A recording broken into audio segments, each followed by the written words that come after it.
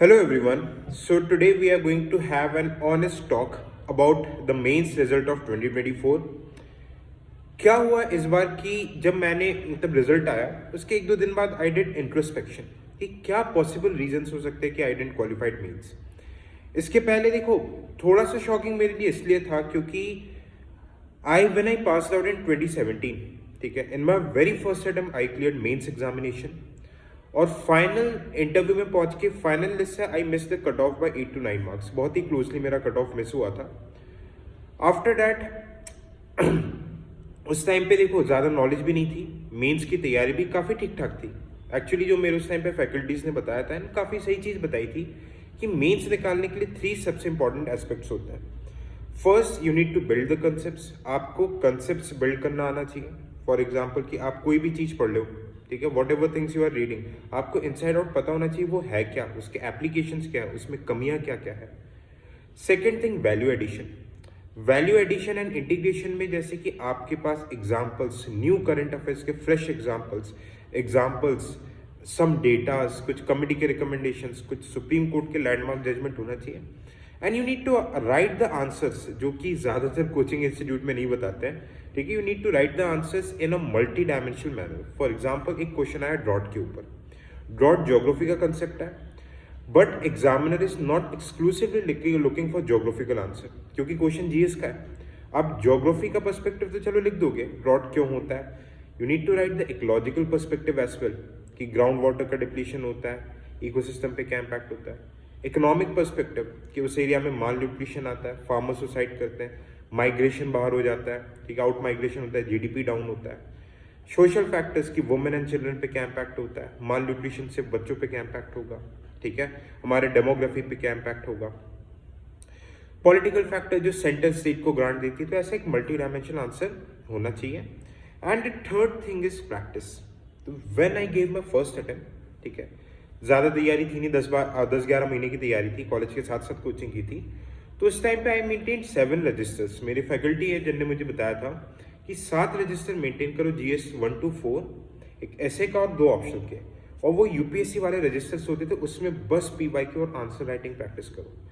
तो यार प्रैक्टिस मैंने बहुत की थी, लिखा बहुत था, तो यूपीएससी ने मुझे उसका रिवॉर्ड भी किया था। तब मैं सीख तो गया था कि यार देखो आंसर्स लिखते कैसे हैं, क्वेश्चंस को कंपोनेंट में तोड़ते कैसे हैं, ठीक है। प्रैक्टिस भी ठीक ठाक थी, हो सकता है कि लक का कुछ फैक्टर रहा, फाइनल सिलेक्शन नहीं हुआ।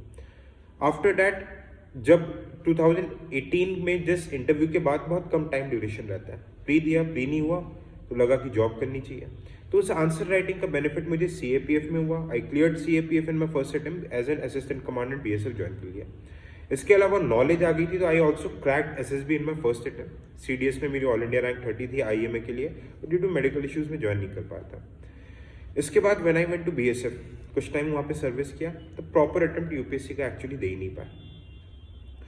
अब मैंने अटेम्प्ट देना स्टार्ट किया, क्योंकि जब because of some personal reasons मुझे BSF छोड़ना पड़ा था, तो आई ऑप्टेड टीचिंग प्रोफेशन। मुझे लगा कि यार टीचिंग में रहूँगा, ठीक है, गाइड करूँगा बच्चों को, तो मेरी प्रिपरेशन और अच्छे से होती चली जाएगी। बहुत प्रेस्टिजियस इंस्टीट्यूट्स में I taught geography optional, geography and environment. लगा कि यार बाकी चीज़ें भी पढ़ा रहा हूँ और आंसर राइटिंग प्रोग्राम्स भी चला रहा हूँ, तो इवन जो काफ़ी बच्चों जिनको गाइड करता था, दे गेट, उन लोगों का सिलेक्शन भी होने लगे। मुझे लगा कि यार मैं तो कर ही लूँगा, ठीक है। तो when I gave mains this year, अब देखो प्रॉब्लम क्या होती है, जो ये मेरे से जो बातें हैं बहुत बेटर वे में वो लोग कनेक्ट कर पाएंगे, ठीक है, जिनका एक आध बार मेंस ही निकला, या फिर जो ऑलरेडी सर्विस में मेंस नहीं निकला, ठीक है। होता क्या है, जब आपका प्री का रिजल्ट आता है, इस बार जैसे प्री 16 जून को था, 16 जून से लेके 1-2 जुलाई को रिजल्ट आया था, आपकी 15-16 दिन पढ़ाई होती नहीं है, ठीक है। And I was a full time working profession. 9 बजे से मतलब ऑफिस रहता था एंड 6-7 बजे फ्री होता था। छुट्टियां मिलनी मुश्किल होती है इन द प्राइवेट जॉब, ठीक है। तो प्रॉब्लम व्हाट हैपेंड कि आप देखोगे इस टाइम ड्यूरेशन में 15-20 दिन most of the aspirants waste करते हैं। उस टाइम पे मेरी भी क्लासेस लग रही थी, ठीक है, classes I used to take lectures, तो इन सब में एंगेज थे। जैसे रिजल्ट आया, ठीक है, ये तो मुझे कॉन्फिडेंस था कि यार आंसर लिखना कैसे है, गाइड कर रहे हैं, तो इसका आइडिया तो था। But answer writing is just like a swimming. आप स्विमिंग सीख लेते हो, बट उसमें मास्टरी कब आती है, जब तक आप खुद पानी में नहीं उतरोगे, खुद हाथ पाँव नहीं चलाओगे, खुद प्रैक्टिस नहीं करोगे, आपकी मास्टरी नहीं आएगी।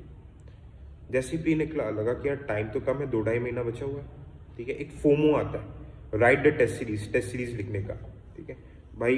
मुझे भी लगा चलो दूसरे किसी इंस्टीट्यूट का टेस्ट सीरीज, बहुत प्रेस्टिजियस इंस्टीट्यूट का टेस्ट सीरीज ज्वाइन किया। अब देखो काफ़ी गलतियां मुझे पता थी, फिर भी क्या, टेस्ट सीरीज बस लिखना चाहिए ये चेक करने के लिए कि आप प्रॉपर टाइम में पेपर को कंप्लीट कर पा रहे हो कि नहीं कर पा रहे हो, ठीक है। क्योंकि इवैल्यूएशन ऐसे होता है कि जो इवैल्यूएटर्स रहते हैं पर कॉपी 400 से 500 रुपए मिलते हैं, कई जगह थोड़े ज़्यादा थोड़े कम मिल जाते हैं, और वो रहते हैं 1-2 अटेम्प्ट दिए हुए कैंडिडेट्स, 22-23-24 साल के कैंडिडेट्स रहते हैं। उनका मेन मोटिव क्या था, और कई बार ऐसे भी होते हैं जिन लोगों को यूपीएससी से कोई लेना देना नहीं, इवैल्यूएट करते हैं, ठीक है। उनको एक स्टैंडर्ड फ्रेमवर्क बता दिया जाता है कि भाई आपको ये चीज़ें लिखने, तो इसलिए आप टेस्ट सीरीज में देखना सबके कॉमन टाइप के रिमार्क्स रहते हैं। वो आपको बताते नहीं है यार कि आपकी गलती है कहाँ पर, वो बस जो कॉमन रिमार्क्स देखेंगे। जैसे मैं एक एग्जाम्पल पे बता रहा हूँ, मैंने जीएसटी काउंसिल का एग्जाम्पल दिया था, उस जो इवैल्यूएटर था उसने पढ़ा ही नहीं, बाजू में लिख रहा है GST council question mark, this word is missing. तो यार ये चीज़ पता तो थी, ठीक है, बट कोई बात नहीं। अब जब फीडबैक आता है तो कहीं ना कहीं आप उस फीडबैक को लेते हो, कहीं ना कहीं थोड़ा सा मैनिपुलेशन होता है। अब जब मैंने आंसर राइटिंग, मुझे ये चीज़ तो समझ में आ गई थी कि यार कहीं ना कहीं टाइम की कमी है, जैसे कि उसके बाद भी क्लासेस हो रही थी प्री के रिजल्ट के बाद भी, ठीक है, इंस्टीट्यूट से छुट्टी नहीं मिल पाई थी, तो उससे ये चीज़ समझ में आई कि यार कहीं ना कहीं प्रैक्टिस में कमी तो है, और लग रहा था मे भी इतने टाइम का एक्सपीरियंस है, एक बोलते ना थोड़ा सा कॉन्फिडेंस था कि यार हो सकता है निकाल लेंगे, इतने टाइम से मेंटर कर रहे हैं यार, इतने टाइम से पढ़ा रहे हैं, चीज़ें हो जाएगा, ठीक है।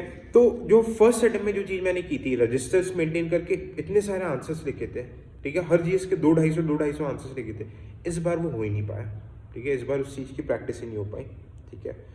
तो और एक प्रॉब्लम क्या होता है कि मार्कशीट भी आपकी काफ़ी लेट आती है। अब मार्कशीट लेट आती है, जैसे कि आपके जो मार्कशीट आता है ना, मार्कशीट और नेक्स्ट मेंस के बीच में 3 से 4 महीने का टाइम रहता है, तो उसमें आपको वो एनालाइज करके इंप्रूवमेंट के लिए वो बहुत कम टाइम होता है, ठीक है। सो चीज़ें चल रही थी, इस वे में किया, ठीक है।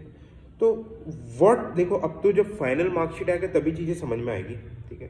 पर what is the biggest thing जिससे मुझे एक चीज़ समझ में आई, ठीक है, तैयारी थी, वैल्यू एडिशन भी कर लिया था, क्योंकि as I was in teaching profession value addition भी था, सारी चीज़, इंटीग्रेशन, नॉलेज, सारी चीज़ें था, okay. Because when you go to teach students आपको बहुत चीज़ें पढ़ के जानी पड़ती है।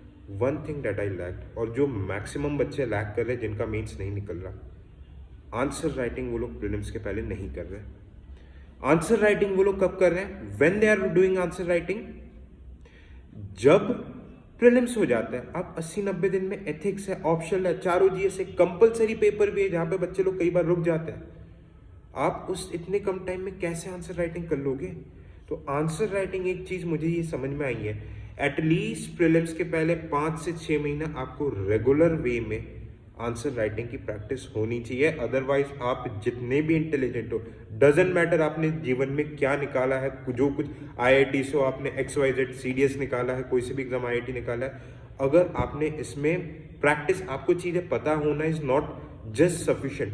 आपने जब तक प्रॉपर वे में खुद आंसर नहीं लिखोगे, क्योंकि आंसर राइटिंग ऐसा स्किल है जो कि जब तक आप प्रैक्टिस नहीं करोगे उसमें मास्टरी नहीं होती, कहीं ना कहीं मेंस में कुछ ना कुछ ऊपर नीचे होगा, ठीक है।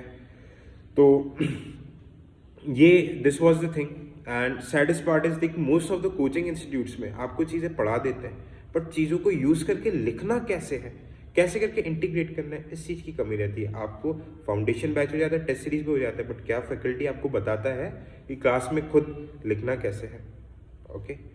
सो this was about it. If you want to know about the mentorship details, आपके कमेंट सेक्शन और चैनल के डिस्क्रिप्शन में सारी चीज़ें पिंड है, आप में से टेलीग्राम, इंस्टाग्राम, व्हाट्सएप में भी जुड़ सकते हैं। Thank you so much.